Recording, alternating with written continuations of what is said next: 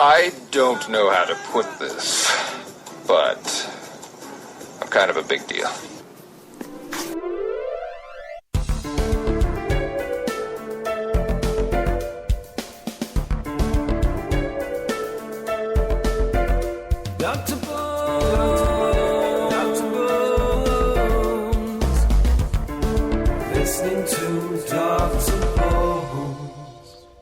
Good afternoon, this is Dr. Bones Live, and since it's Friday, that means it's time for another episode of... And now it's time for another episode of Blogger's Corner with Britt. Blogger's Corner, welcome Britt back to the show. How are you, Britt? I'm doing well, how about you? Very well, thank you. So, we were just talking just before we got on the air that today is Friday the 13th. Ooh, and on top of that, there's a full moon, so let the whack jobs and crazies come out and use that as an excuse to be a little crazy. So just to start off with, since it is Friday the 13th, there obviously are a whole bunch of superstitions, and you know, a lot of them came from like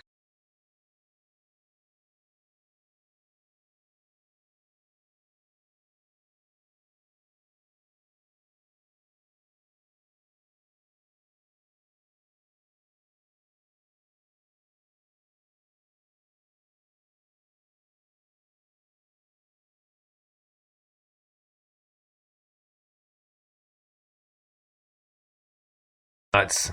So why exactly that is, I don't know, but it's an excuse. But it should be interesting because, like I said, there is a full moon tonight, and just that being said, since I think it should be starting back very soon, it might be next week, the Witches of East End.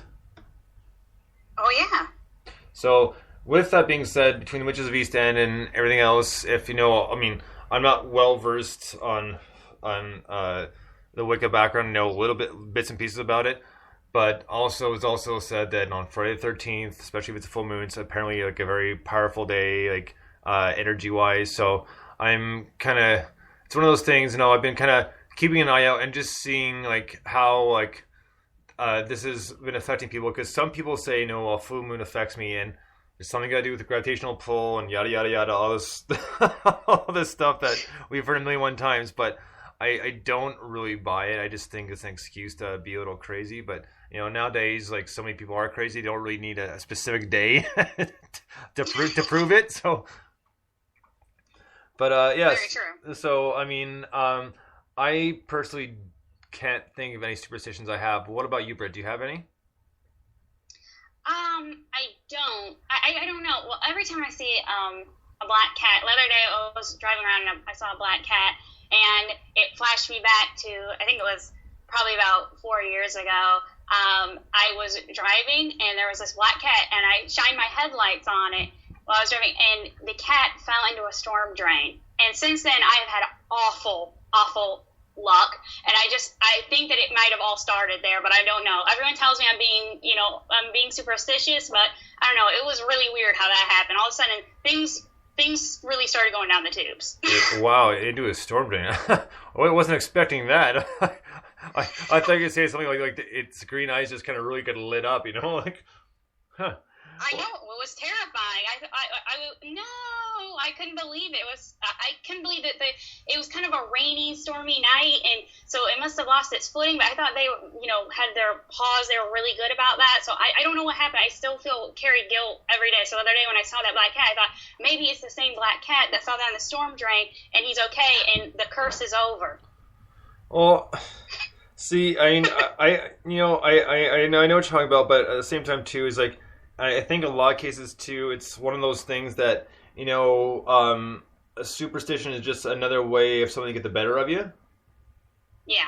It's just like saying, in some cases, there's like obviously a bunch of claimed like hotels in New Orleans and the old castles in like England, Ireland, and Scotland that are apparently haunted. But at the same time too, is it just knowing that a lot of people go in, kind of wanting to see so badly a lot of times that their mind will play tricks on them. Yes. So, I mean, I can see being that sort of thing because, I mean, luck is pretty much what you make of it. I mean, stuff happens, the the old saying, like, shit happens, but it's just one of those things. For the most part, it does, and there's not necessarily always a time where you can actually control it. Kind of just things will have to fall where they may, because there's not as much as we'd like to think we've got control on a lot of things. There are some things we don't, and I think that's what kind of feeds in the superstition and and just makes it that much more intense. I definitely agree with that. Because I think that people want to really take control. Well, that's right, and it goes through everything. It just like in sports, it's unbelievable how many superstitions there are. There are some guys that they even though it's really gross. Let's say in football, he ran. He ran a kickoff return for a touchdown and got two more that game, and because let's say it was he was wearing, let's say, I don't know, a special pair of boxers or maybe like a jock strap. Now he's gonna wear that one. He's not gonna wash it until the end of the season, until luck changes. It's that sort of thing, or even people watching sports. I didn't watch and they won the game, so I'm not going to watch the next few. Or, I was wearing this t-shirt when they won this game, so I'm going to keep on wearing the t-shirt every time they play. Maybe they'll bring them good luck. Oh, definitely. My brother had a friend growing up, and he played baseball, and he had a lucky hat baseball hat he always wore out on the field. And he ended up breaking his nose there on a fly ball, hit him in the face. And I said, what happened? And he said, well, you know what it was? I wasn't wearing I wasn't wearing my lucky baseball hat, and this happened. So he attributed to that. I don't think it was related, but he was definitely convinced. He never did not wear that lucky hat again.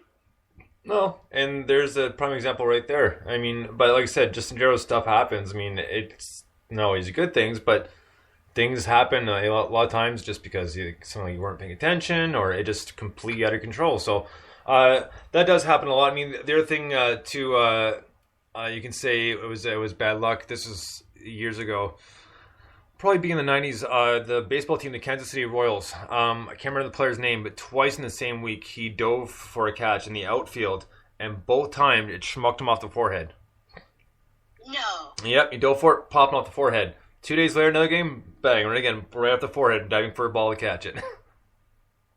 Really? Yeah, so he was all right. I mean, luckily, no concussion, nothing like that. But yeah, stuff like that. Sometimes it just happens.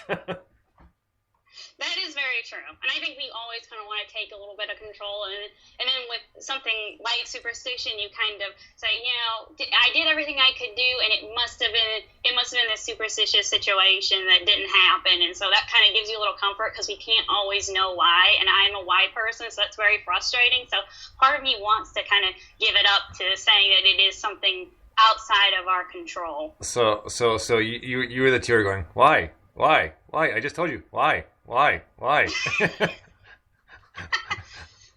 is very me. Yeah. Someone once told me you have a reason for everything. It's like, well, that's because I'm always thinking, why am I doing this? Why is that person doing this? I'm always about why. But no, fair enough. But it's just, I think the frustrating part is, I know. At least with you, at least if someone explains to you logically, at least you'll kind of accept it. But there's some people that don't. They still ask why. It's like, well, I can't explain it. Well, why not? Because I can't. That is very true. And just in the last week, I've had these things. People keep saying things, and I said, that doesn't make any sense. Why did that happen? It just did. I said, that makes no logical sense. And they were really content with it, and it kind of frustrated me. But hey, to each their own. Yeah.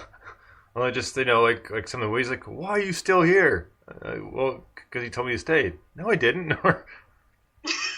or my one of my favorite stories is like, then we'll get into a little bit of Penny Dreadful here, but is where it is till about 10 years ago, I got all 4 wisdom teeth out, and they were impacted. So the whole surgery, the whole 9 yards. So I got they put me under completely, took all the teeth out, and after you have your wisdom teeth out, they got a whole bunch of gauze shoved in your mouth, and it's pretty much just to stop the bleeding, soak up the blood, that sort of thing, over the stitches, that whole thing. And normally, a normal person wouldn't talk. Normal person. I like talking, even when I'm in pain. I'll or it's not necessarily appropriate timing. I'll still talk anyways. So what had happened is the whole surgery was done. So the dental assistant or the orthodontist assistant was walking me out to meet my mom because my mom was there to drive me home because there's no way anybody after getting wisdom teeth out can drive because it's crazy to do because you're still heavily sedated and that whole sort of thing. And she says, all right, I'm going to bring out your mother, and she's waiting in the lobby. And she should be waiting in the lobby. And I was like, okay, but why my mom? She's like, why are you talking? So I was just confirming what you said, So she wasn't too impressed, and so she she walks out, and we met my mom in the lobby, and she says, "Is it possible that he won't talk at all? You can keep him from talking?" And she kind of shakes her head, like, "I've tried. It just we'll try it, but your luck is just as good as mine." So. And the most frustrating thing about that is when you're so used to talking so much, and then now you're limited. And the reason they don't want you to talk is because they don't want you to stretch the stitches. It'll take longer to heal. You put yourself in more pain and that sort of thing. So there obviously there is reasoning behind it. And I tried writing stuff down, but it was just taking too long. And I finally said, forget it. And as best I could with the gauze in my mouth and a sore mouth. I hear you. Yeah, I lost a few years ago. I lost my voice. I literally could not speak, and it drove me crazy. And I tried to write, but I got very frustrating. And I tried to use one of those. Did you try one of those apps where they have the thing where you type it in and it talks for you? Well, when I got my wisdom teeth done, Apple's stuff was still pretty new, so there wasn't really any apps at that point. I gotcha. So, or even like, I don't even think an iPod was available this time. I think Apple was just trying to come back with their laptops and computers. I think iPod was kind of in the works, but not out yet. Because that would have been about 2000. So yeah, about 14 years ago. Interesting. So, yeah, I mean, I tried to use that, but it didn't work very well. And my sister and brother both have had theirs taken out, and they're quieter, than myself. And I remember when they had taken out, I wanted them to speak to let them know that, are you okay? And I said, why can't you just say a little more? And Mom's like, we're not supposed to. But I wanted them to be able to talk. Yeah.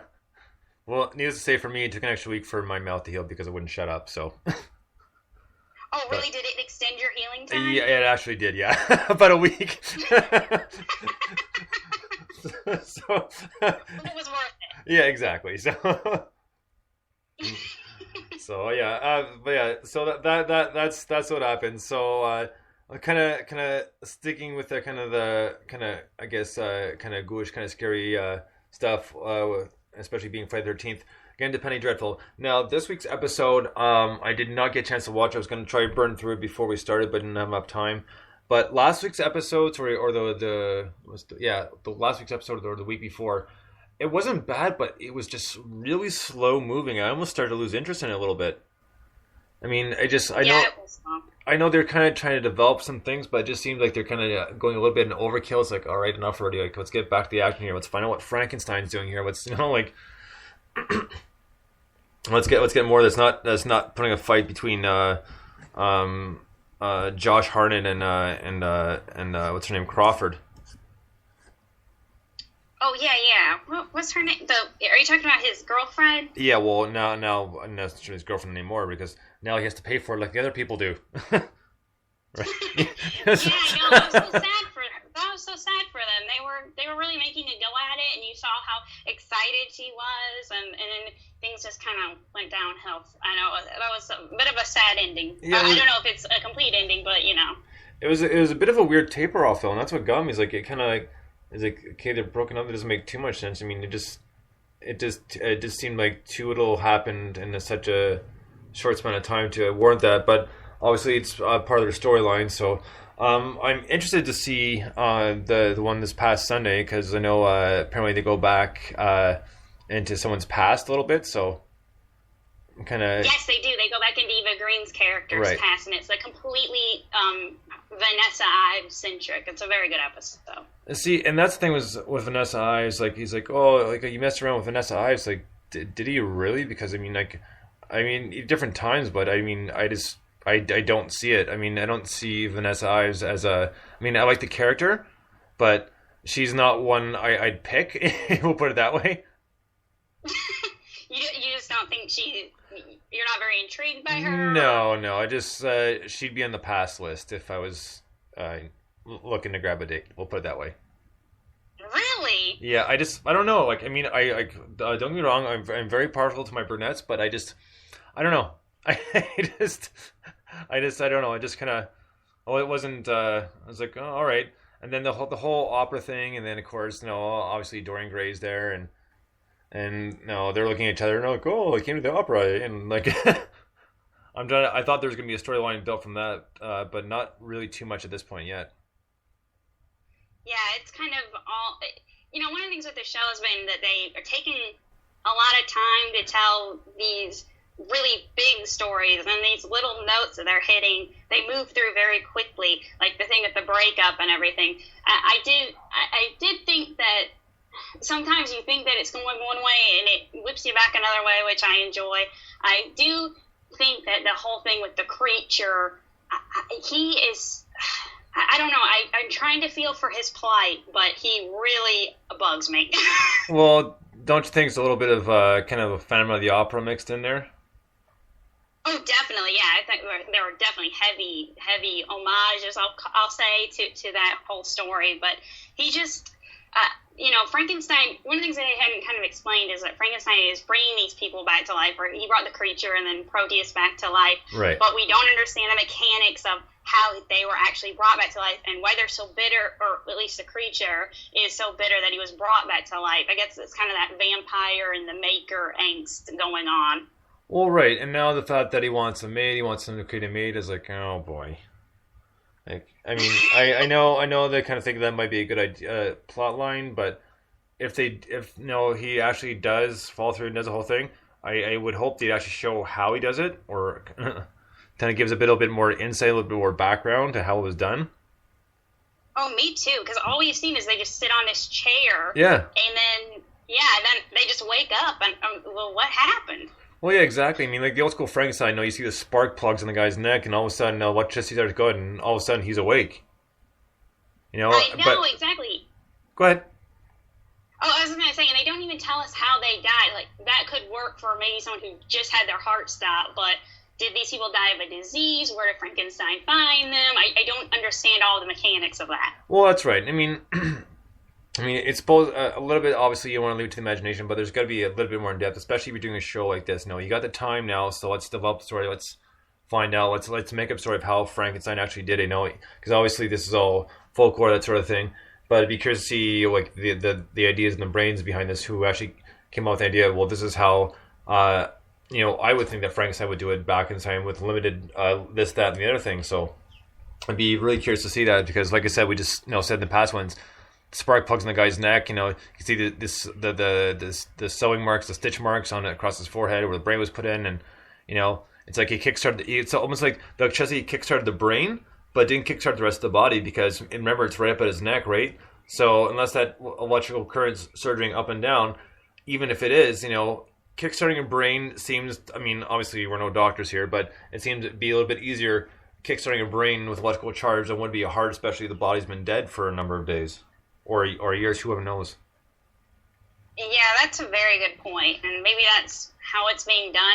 One thing with, actually jolting the brain away, like you said, I'm not a doctor, but you'd worry that you'd burn and the brain would, it could be, singed, for lack of a better word, in the process. But yep. I do really hope they explain it. And another thing, I don't know if you might not be as interested, but I'm really ready to see Timothy Dalton's character, Sir Malcolm's whole backstory, because there's been a lot of interesting hints, and one of the things that gets resolved in last week's episode was, what it was that Sir Malcolm and Vanessa Ives' character had done to Mina, and there's the resolution to that wasn't what I was expecting, but one of the things with him was that he had mentioned to Frankenstein, you're the son the son I should have had. And he's kind of said the same thing to Vanessa Ives, and I see his character as someone who had two kids that basically he's adopted two kids, are two young people in his life that Right. can carry on his name because of his children are indisposed. Well, that's right. You know what? The one thing I know it's not going to happen, but it'd be pretty funny. Is like I'm waiting to see if they're going to make any sort of Bond reference. Oh yeah. No, it just like a little tidbit. It won't be something they'd use a lot of time on, but something like very small. But I'm curious as if they are actually going to do it. And you know what? I'm kind of thinking they will. I'm not sure in what aspect of things, but That would be very cool. I thought he did a great Bond, and I'm always excited when they remind people about it, because I think that, given all the actors who portrayed him, people really don't. Well, the people I've talked to really kind of forget he was even ever a Bond. So I'm always excited to remember that. yeah. So it might be interesting, and it's definitely a possibility. So that'd be interesting. So I will catch up, and by next Friday, we'll be pretty much ready to talk about this episode. Well, actually, it'd be 2 episodes now because it'd be this Sunday and last Sundays. So Yes. this time I'll be able to catch up because I'll be able to watch both of them. Pretty much, I'm gonna bank on Sunday night to watch both and watch the old one and the new one. So I'll take care of that. And right now, obviously, everything's on break, so it's nice to have some of these HBO series for someone to kind of carry over and kind of cover the, we'll say, like, lost ground because all the shows are on breaks. But at the same time, too, is like, it's that's mainly why the movies come out in the summertime, just because TV's on a break and there's not too many interesting things on, so more people are more prone to go out and go to the movies because, like, they're not glued to the TV every Thursday, like, say 8 o'clock or what have you, for a certain show and that sort of thing. Yeah, that's true. And there are a few, they're kind of focusing, the networks on getting a few more summer shows going and having mid-season.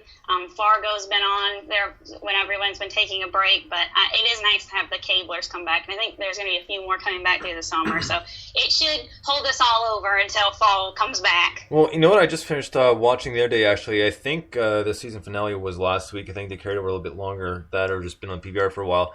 I watched Growing Up Fisher. Oh, I heard about that. And that show is really funny. So I watched 2 episodes last night, so it was pretty much the one before in the season finale. And you know what? It really is like a funny show. It's one of those ones that really makes you laugh just because it's such a good idea behind it. And obviously it's also based on a true story as well.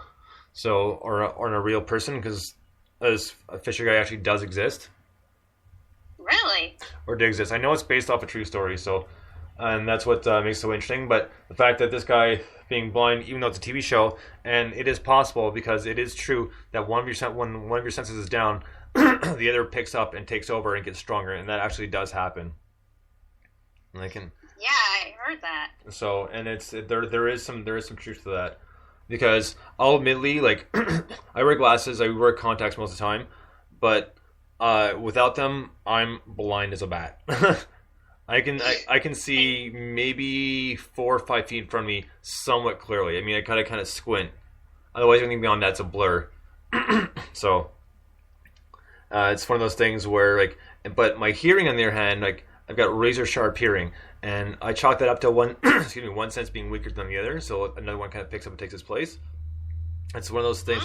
It's one of those things. I don't know. I've always noticed, and a lot of people comment on, like, everything down to a whisper, and I can hear. It's like, how did you hear this? I don't know. This is what you said. Like, I can't explain it. I just heard you. So that sort of thing. So it does happen. But this guy is like this. He's like everything. It's not necessarily everything he touches is gold, but the way he just everything possible he's got down to a science. Like how many steps. He even was able to drive. I mean, I'm not saying I'd be able to drive my glasses. I'd probably end up bumping into someone or hitting another car, but he's able to do that, and just by sounds, vibrations, noises, that sort of thing. And here's a fun fact, and I'm sure a lot of people know. I don't think it's that necessarily that hidden, but one of the Black Eyed Peas is believes partially deaf, but when they're dancing around the stage, he goes around. He dances with them, but he goes by the vibrations on the floor. So obviously he can see. So I mean, he knows what their dance moves are, but he follows a lot by vibrations off the floor.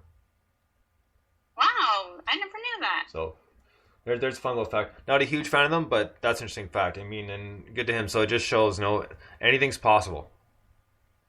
Very true. So there's an interesting fact right there. But yeah, the show is really good. So, I mean, two young kids and their parents have just divorced or separated, but they still get along, that sort of thing. But it's a really good show, and it's like one of those ones that make you laugh.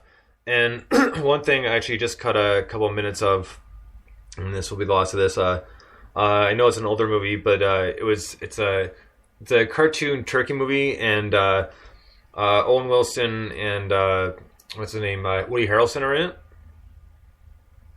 Okay. And they do the voices of two turkeys. Like the turkey gets spared, he gets they're like turkey pardon day, so he ends up in the White House. And then he gets kidnapped by Woody Harrelson. They're the Turkey Freedom Reform or something like that, or Liberation, something like that. So it's funny because it was on the background and I was setting up for the show, and I'm listening to this, and I had never seen it, so I'm listening to it, and the Secret Service is talking. It's like, well, no, these two turkeys have gone missing. How should we dress it? With cranberry sauce. It's funny, right? And of course, I start chuckling too. Like, it's one of those jokes so stupid it's funny. Yes. So a lot of one-liners like that, and I didn't see other credits, but I almost want to say I think that one guy in specific was the voice was Tim Allen. Oh, okay. Is it kind of like that movie Chicken Run that came out a few years ago? Maybe it is Chicken Run. I like I said, I only caught a few minutes of it, so I'm not sure. But it was like, Owen Wilson plays the voice of a turkey, and so is Woody Harrelson. Okay, I think that Chicken Run, I think Mel Gibson did one of the voices and someone else. It's probably a new movie. I think I vaguely remember seeing the previews for it, so I think it was a separate movie. Mel Gibson. Yeah. Oh man, so many things you can say about so many things you can say about him. A great actor, but a little bit of a Looney Tune. So, at least in the past 4 or 5 years.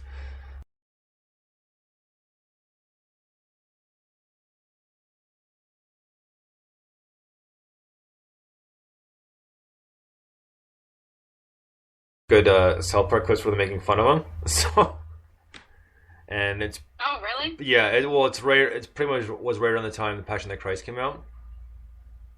So it's pretty funny. It's like it's nothing too vulgar or anything like that. Just kind of so stupid it's funny. Like they have this like Mel Gibson fan club, and two of the kids go to his house and demand their money back because they hated the movie. Thought the movie's horrible, The Passion of the Christ, and he just complete Looney Tune, and then he comes to town and they're like, oh, Mel Gibson, and he's acting all crazy, like not quite as eloquent as I thought he would be, so just like little stuff like that, but like we can get that next time. So Britt, what blogs have you been working on, and what have you been getting into? Well, I reviewed the new movie Edge of Tomorrow with Tom Cruise and Emily Blunt.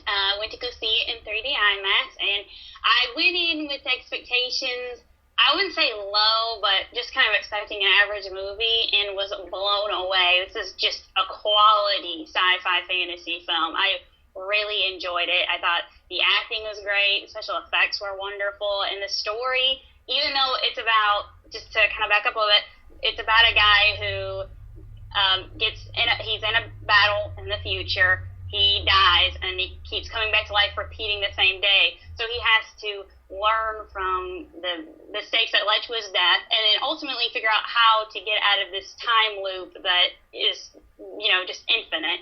And it is really good. It sounds like it would be a movie that would really repeat itself and kind of get old quickly, but it just really burns through story, and nothing repeats itself. It just is really fun adventure movie, and you're rooting for Nicolas Cage in the movie. I'm sorry. His name is Cage in the movie, so he's played by Tom Cruise, obviously, but you're really rooting for his character.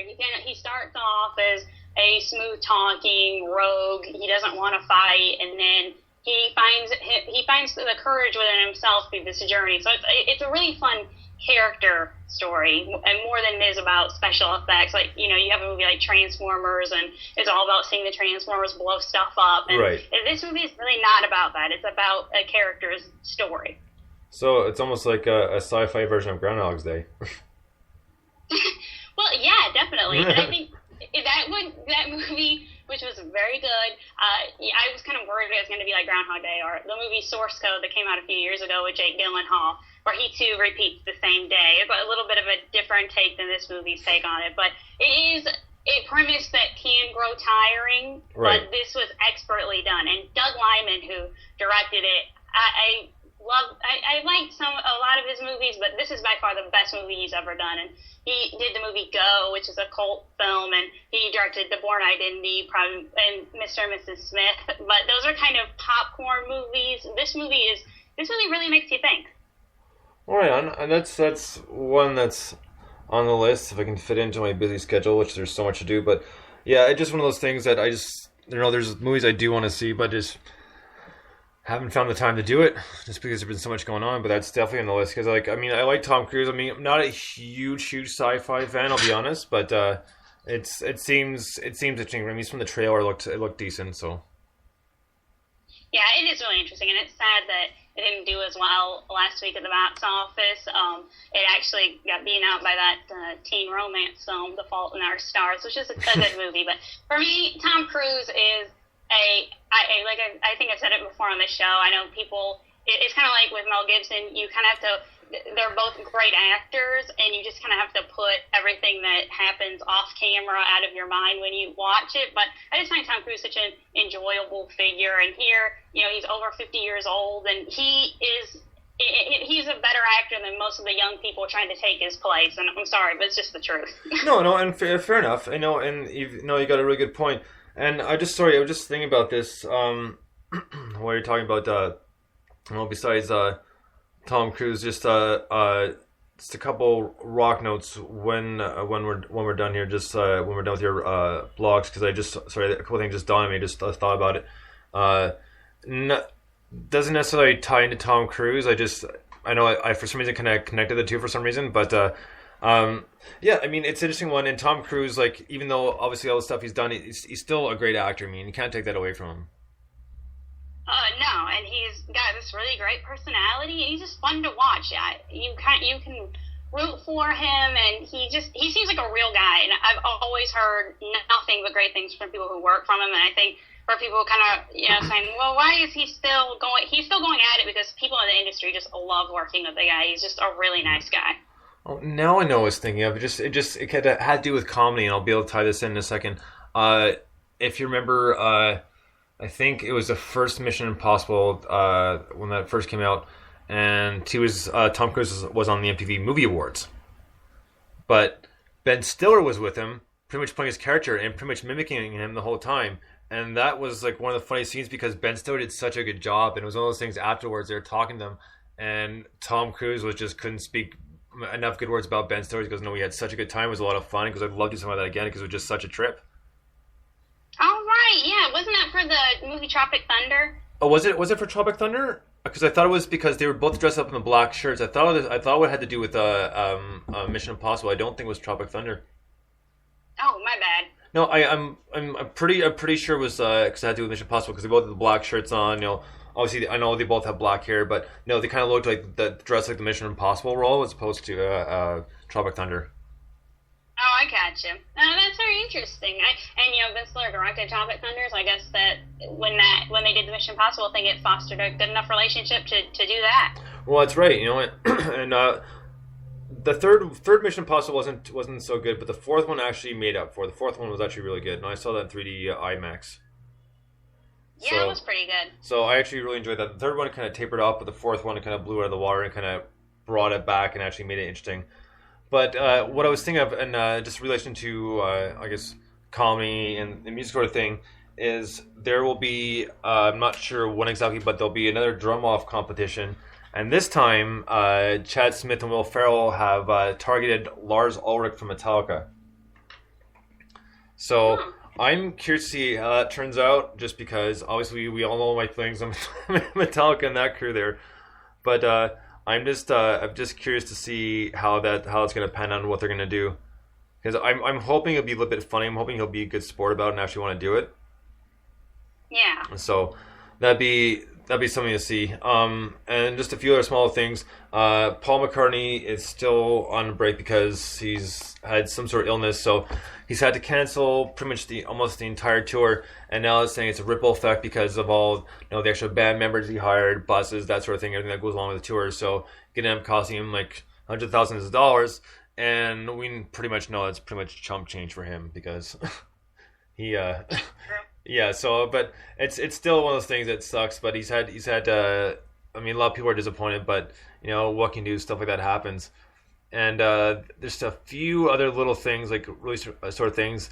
The Beastie Boys are in another lawsuit, which they pretty much are gonna come out on top of, because they've had three in the past, like 3 or 4 months. One was against the Drink Monster for using one of their songs. Another was a toy company, I think they're called Golden Box, and they used another one of their songs.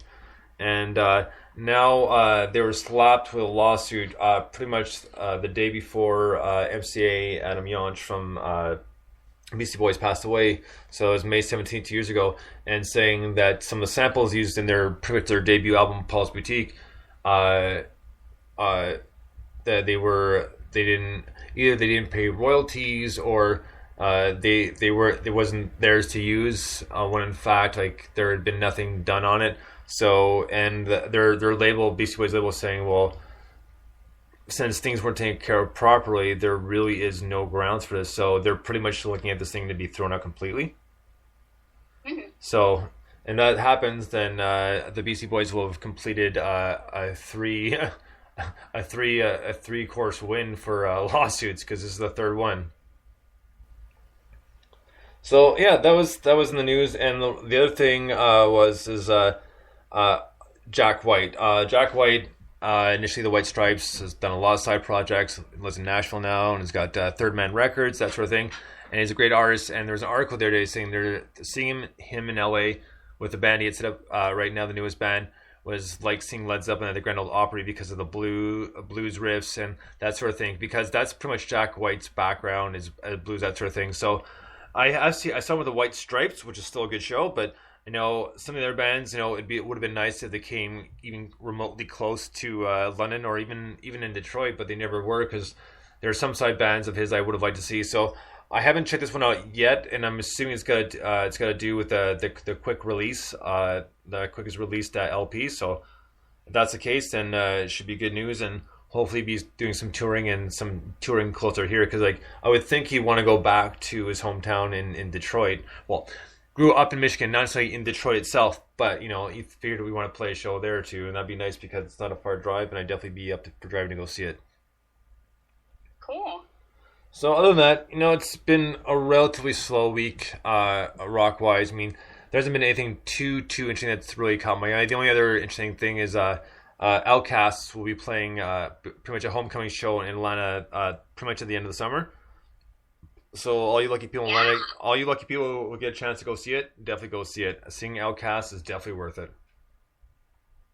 Hey, yeah. Yeah. So, yeah, I mean, I think we'd definitely be worth it.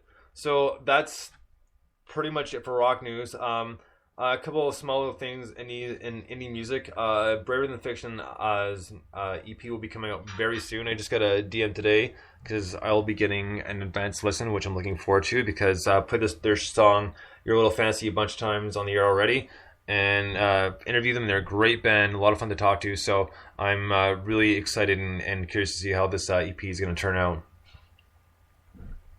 Very cool.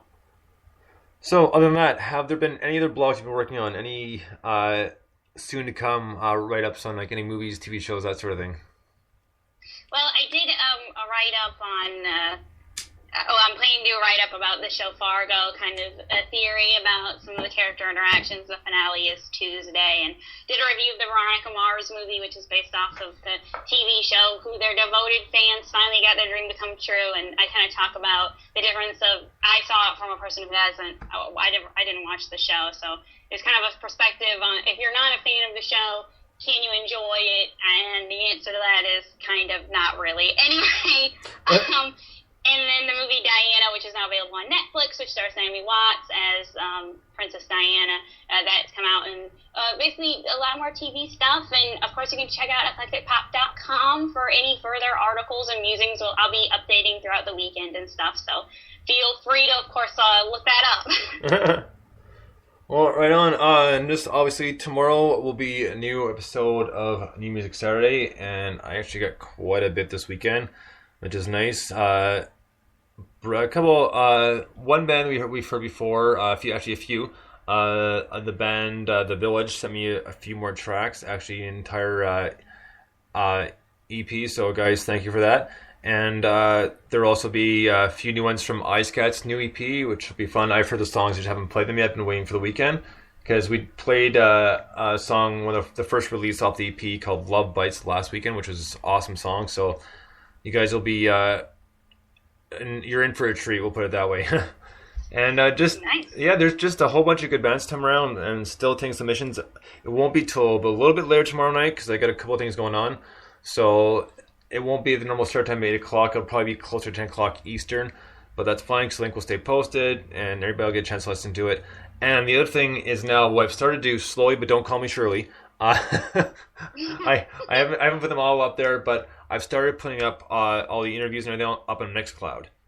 So once I get everything fully loaded, it's one of those things that if it's not on the Spreaker app, no need to panic because it will be on Mixcloud. It's just so I can make space and kind of separate everything. The only thing is they're not all they're time stamped as when they were put up on Mixcloud, but some of the days I've been having to look forward and kind of post when it actually was, because some of the interviews are from over a year ago and some of them more frequent. So I'm trying to, or more recent, sorry. So I'm trying to figure all that stuff out and go through a lot of stuff, because just a lot of it since I've already downloaded them off the app, even though I've played them, it doesn't play them off the app. It doesn't give me necessarily the date, so I kind of got to look through emails and that sort of thing to find out when the actual interview was set up for. I mean, if it's just a month, I don't think people are going to mind too much if the date's not exactly right. I mean, as long as kind of the month and the year sort of thing. Right. But I plan to do that way. No, they're all up there for everybody to listen to. So, like, I haven't done any Bloggers Corners over there yet, but hopefully this week and the next week I'm going to get to pretty much getting everything up there. So once that happens, I'll post links, and it's exactly like SoundCloud, except, you can put album music, whatever you want up there. So there's no limit as what you can put up there. So it's easy. Just one of those things. You click on the link and you listen to it. And excuse me, you can scroll through it, and there's like different categories, that sort of thing. And pretty much, if you put in Dr. Bones, it should bring up everything that I've uploaded to Mixcloud. That way, people can listen at their leisure, and if they miss a show, and let's say I have to download it and take it off the app a few days later, not to worry, it'll be on Mixcloud. Nice. That way, everything's up there, and there's no limit to storage, which is awesome, which means I can get everything up there because I have quite a bit. So it'll be a lot of fun, and just another avenue, and just another way to kind of to plug the show, and plug everything that's going on with the show, get Bloggers Corner out there a lot more well known, that sort of thing. So it's a good avenue to go along. So the next few weeks, once I've got it all done up there, I'll give everybody the link, because you can check it out now. I can post a link in a little bit, but there's only about maybe 8 interviews up there, so, some old ones, a few new ones, but not everything up there is up there that I want yet, but it will be very soon. So just keep. That's something to look forward to. Absolutely. So like I said, all your Bloggers Corners, all those will be all up there, so people can listen to past ones, and that's what makes it fun, right? Because some of the shows there's a lot of funny moments, so it's always fun. I remember this one in specific. What if I can go back and find? It's like, oh yeah, no, here it is. So it's one of those things it's a lot of fun and a very useful tool. I was sounding like Inspector Clouseau there, a very tool. Before you know it, the case will be solved. It's like, so, so, so one of my favorite all-time series of movies is the Pink Panther, and it's too bad. Wow, why am I blanking on his name? Peter Sellers. Peter Sellers. Thank you. It's such a shame that he died early because he was such a great actor. Oh yeah, I know. I love that movie, The Party. Yeah, Have you seen it? I haven't seen it watched, but I have it on DVD, so I should probably take a look at it this weekend if I get a chance. But yeah, oh, these little girls. It's like, if anybody's seen that movie, they know exactly which song I'm talking about. So, Yes. all right, so that's gonna wrap it up for this week. We're literally right out of time, so we'll be back next Friday at 1:30. So until then, Brett, it's always a pleasure to have you on. Thanks for having me. And we'll see you guys next week with more Penny Dreadful and hopefully some more exciting stuff. So maybe some nuisances or annoyances I've noticed through the week. So until then, we'll talk to you tomorrow I'm going to shoot for 10 p.m. Eastern for New Music Saturday. If not, I'll keep you guys posted and post it on Twitter. So until then, guys, thank you so much for listening. We'll be back with Bloggers Corner next Friday at 1:30 with Britt. Until then, we'll talk to you soon. Bones out.